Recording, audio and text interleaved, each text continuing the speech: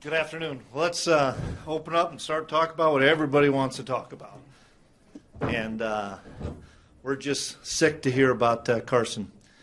And he's done so much for our state, so much for our university, so much for Bison football, and so much for myself that we were just sick to hear about his injury. And he was having an MVP caliber year. And I've been fortunate. I've been able to visit with him or communicate with him really on a weekly basis all season long, and that's one thing that all of us know about Carson. He's an extremely grounded guy that never is going to forget where he came from, and his communication, I know, with like Easton and Cole on a weekly basis has been really impactful for those guys, and so wish him nothing but the best, speedy recovery. I love you, Carson, and you'll be back quickly and back better than ever. So let's open up for questions.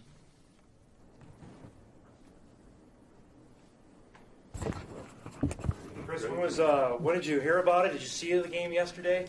I saw some of the game, and I did see that play. Didn't think much of it, and then they scored a touchdown, and then we went back into watching film, and then kind of seen some social media that he was in the tent, and next thing you know, he's injured. And then late in the evening, I guess there were some worse fears were maybe confirmed, and then obviously followed it this morning. Shot him a couple of texts this morning. Didn't expect to hear back from him. I'll try to visit with him tonight. But yeah, talk about tough news. And he's playing so well, and he's such a great leader for those guys. And obviously all the other injuries that have happened in the NFL, and he's one of the first guys that always comments about it, and prayers up for everybody else, and now everybody has prayers up for Carson. What did you see from him going through his injury in college that just gives you confidence he'll mentally be able to stay engaged and come out of this on the other end? Well, just because he attacks everything. He attacks adversity when it hits, and he had adversity when he was a senior in college and attacked that and was able to play at the end of the year. And same thing with this injury. He'll attack the rehabilitation, and I know he'll come back stronger and better than ever. And hopefully that he'll be able to get most of his spring and summer routine to be the same, so that he can come back and lead that great franchise, because he's a cornerstone for a decade plus for those guys. You hear people saying that quarterbacks can't be as mobile as him without the high injury risk. Do you anticipate in any way him changing up his game when he does return? That's a good question. You can't take the kid out of the guy, too, or out of the player, and that's the way he plays. He's just he's always going to find a way to make a play, and that's what makes him, I think, so special. So that one, he was just trying to make a play, and I don't know. I think there's whether it was a hit or did he plant wrong. We see it so much, and it's happening a lot in all levels of football. Some of the non-contact things that cause some of these injuries, and I saw it with Greg Menard and Dylan Radens and Damaris and everybody else. And so it's kind of a freak thing that was the plan for him, and he'll attack the adversity that he's facing and come back better than ever. So how do you attack Sam Houston's offense? Great quarterback, phenomenal quarterback that has a lot of weapons, and they're putting points up on everybody. They want to go with tempo, they want to go with speed, and you see that if they have a successful play on first down, and they're going to come right to the football as quickly as they can and try to do what South Dakota does and try to get you misaligned and work on big plays. They have so many explosive plays. You watch the explosive play tape, and it just goes forever with deep balls and with short passes, and guys take it the distance, and extremely good running game. So for us, it comes down to, from a South Dakota standpoint, being able to line up. That's the first thing, because of how fast it is, to make sure everybody's aligned correctly, and then to be able to mix up your coverages, your man coverage, as well as your pressures. And we've started to work on that today. We're almost basically counting this as a Tuesday rather than a Monday, so we're fast forwarding a little bit. We did a little bit more last night and this morning, so it'll be a Tuesday practice, and so we have to get a jump start on a lot of those things that we just talked about. When a team plays fast, how do you handle substitutions and such? Well, there's always times where it's an incomplete pass, and you can see you have guys be able to run in and out. They're still going to substitute a running back for a running back, or a wide receiver for a wide receiver, or a tight end periodically, and that's something that the guys in the press box do a really good job of sub, and they see somebody coming in for somebody, then we're going to wholesale substitute as many guys as we can. Oftentimes on an incomplete pass, simply because it takes a while to spot a ball and get the ball in play, you're able to do it there. What you have to caution on is a run play or a pass play that stays in bounds and stops on their sideline. You have to be really careful there, because if not, you'll get caught. Any update on the guys we haven't seen in a while that you didn't necessarily say out for the season? Well, Dunn you kind of did, but Dunn, Cofield, Dom Davis. Yeah, all of them are progressing in with running with Bobby, and I doubt if any of them will be available this week. But it was good to see all three guys running last week towards the end of the week. But running and cutting and practicing are a little bit different, so I don't envision those guys being available. We warmed up Levi, and Levi felt really good on Saturday, so we dressed him as one of our 60, more from an emergency standpoint if something happened to Chris.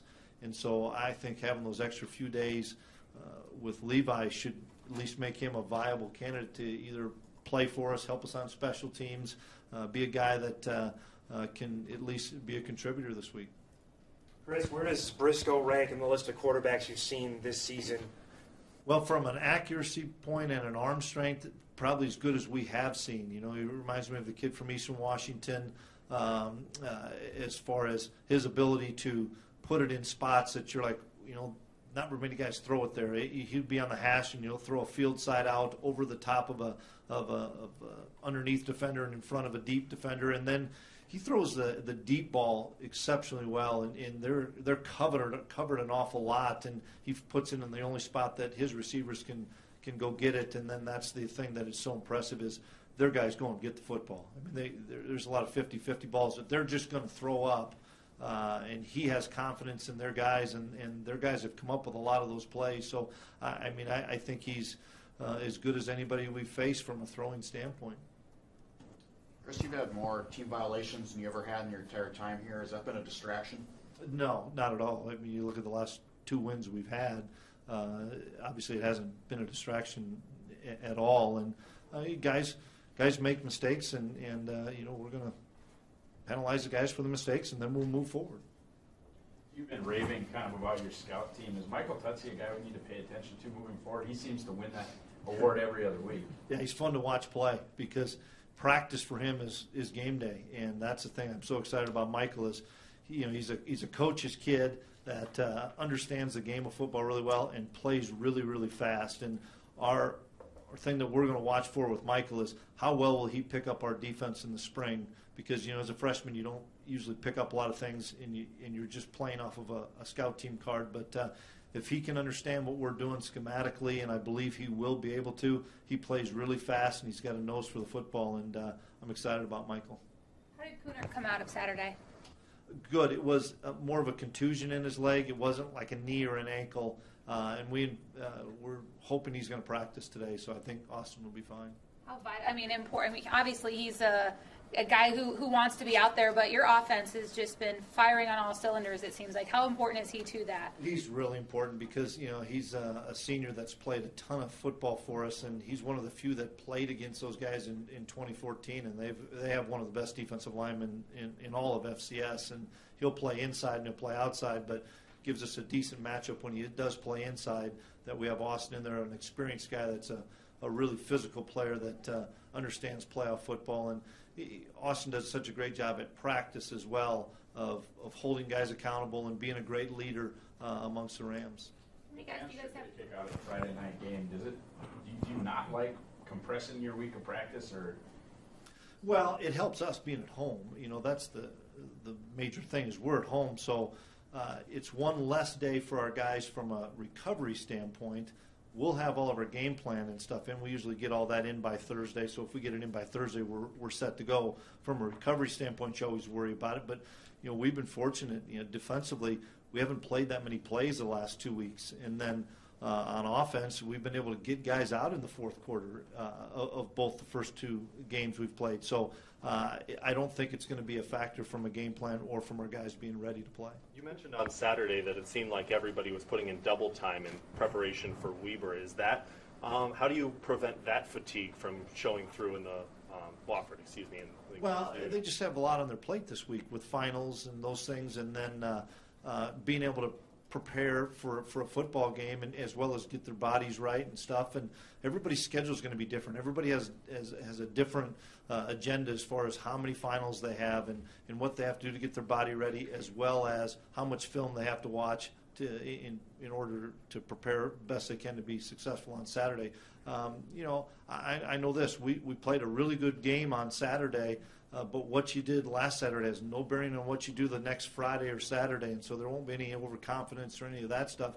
We have a really good football team coming in that we have a lot of respect for and a lot of history with. And I think you look at the landscape of FCS as it started the season and to where we are at now, I really do believe the four best teams left are playing. And we're excited, and we're understanding that this is an opportunity for us to play at home. It's an opportunity for our seniors one more time to play their last game of the season, at home. Can you look at the 2014 tape at all, or is it the same scheme, different players, same scheme? It's a new OC, it's a new DC. There are some similarities for what they did, but the quarterback ran it a decent amount in 14. Briscoe's not one of those. He's not going to carry it like that. Defensively, they have a new defensive coordinator. There's a little bit different scheme, but from a few players, but it's good football down there. That's the thing, is there's some really good athletes on the offensive side, especially at the skill position, and obviously opportunistic defense. So yeah, you can look at that, but for the most part, from our schematics, we're going to look at what they've done this year. Who do they look the most like?